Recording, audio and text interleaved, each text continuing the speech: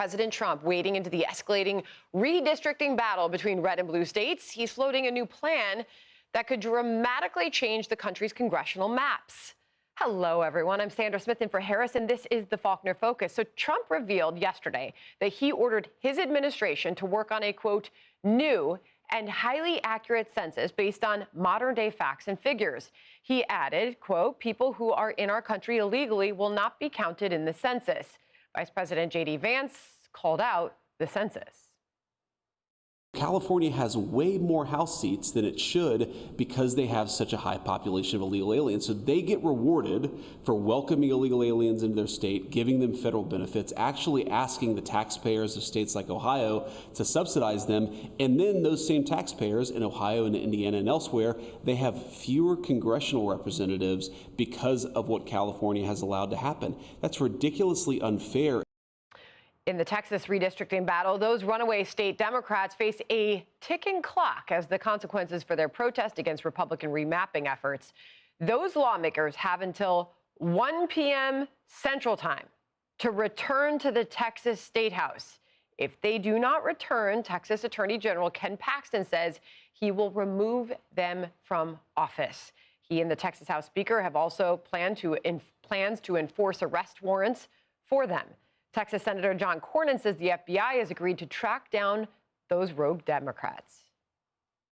We've got these runaway state reps up in Chicago and Boston, so obviously across Texas state lines. So that means that you need the federal government to look into interstate matters like this. But, you know, then when I read that George Soros and others are funding this effort, it raises all sorts of questions about receiving illegal contributions, bribery, perhaps. All right, Brooke Taylor is live out of Austin, Texas. She's got more on that for us. Hi, Brooke. Hi, Sandra. We are just a few hours away from that roll call, and really all eyes right now are on those Democrats to see if enough are going to show up to meet quorum. If not, Republicans have said they are going to face real consequences like enforcing arrest warrants. To meet that quorum, there needs to be 100 members present. 88 are Republican, so just 12 Democrats need to show up. Blue state governors have been rallying behind the Democratic House members and threatening redistricting in their own states. Governor Gavin Newsom, who said he's going to, quote, fight fire with fire, is holding a press conference later today with other California leaders. Now, breaking quorum comes at a hefty price. On top of travel, Democrats face a $500 daily fine, and Texas House members only make $600 a month.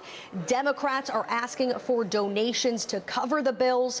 A group led by former Congressman Beto O'Rourke paid the upfront costs, a spokesperson says. The Attorney General has launched an investigation to see if any bribery laws are being violated.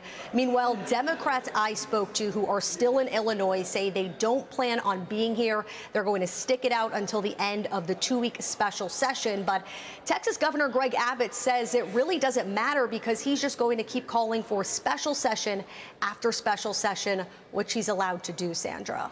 All right, Brooke Taylor on that for us. Brooke, thank you very much. So Kimberly Strassel's Wall Street Journal column titled Democrats Gerrymander Flub.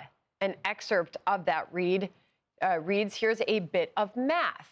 States with Democratic state legislative majorities currently control the lines for about 35 GOP seats, all that's left after their aggressive maps.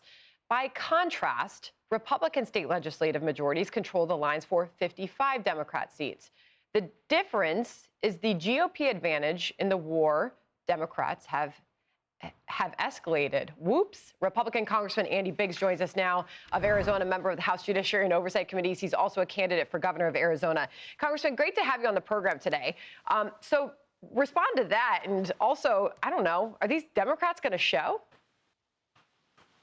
Well, they'd be crazy not to show because I do think that they're going to issue these and enforce those arrest warrants.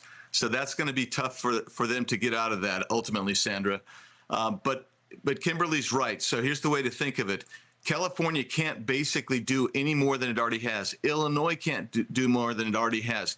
When you think about it, you had 40% of voters vote Republican in California, but the way the lines are drawn, only 17% of their state legislature are Republicans. And that's what Democrats have done. They've gerrymandered everything that they possibly can, the states like Illinois and New Jersey and California. So when we get to this, what Texas is trying to do is basically do some real line drawing that reflects the population and the partisanship in Texas. I mean, how did we get here? Have Republicans waited too late?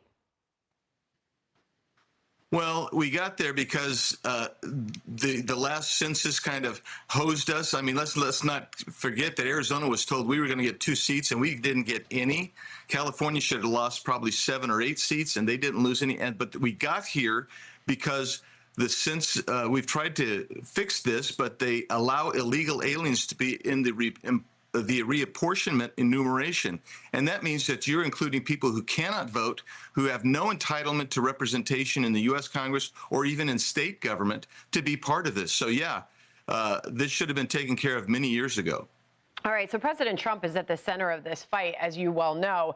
He's urged Texas to act, insisting that he is entitled to 5 more seats there, while calling for the GOP-led states, Congressman, to shift more districts from Democrats to Republicans. So is the president right on this? Is he entitled to these? Well, I know who's entitled to it is the voters of Texas. So the voters of Texas, actually, they've registered to vote.